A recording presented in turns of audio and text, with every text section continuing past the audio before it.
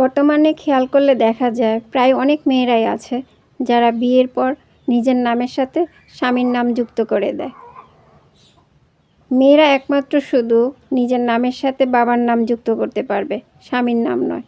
যেই সব মেয়েরা এই কাজটা করে তারা কি জেনে করে নাকি না জেনে করে জানি না, তবে যারা করে তারা নিজেদেরকে মনে হয় খুব স্মার্ট ভাবে, মনে হয় তাদেরকে অনেক স্মার্ট লাগে এই কাজটা করলে।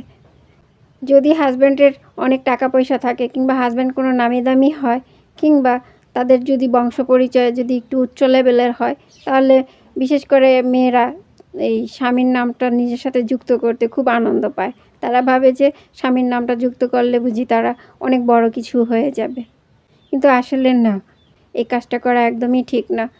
মেয়েরা একমাত্র শুধু নিজের বাবার নামটা নিজের নামের সাথে যুক্ত করতে পারবে, কারণ সে তার বাবার পরিচয়ে পরিচিত, সে দুনিয়ার ওপারেও তার বাবার পরিচয়ে পরিচিত হবে, স্বামীর নামের সাথে নয়। যারা এই কাজটা করেন তারা আসলে করবেন না, এটা করা একদমই ঠিক না।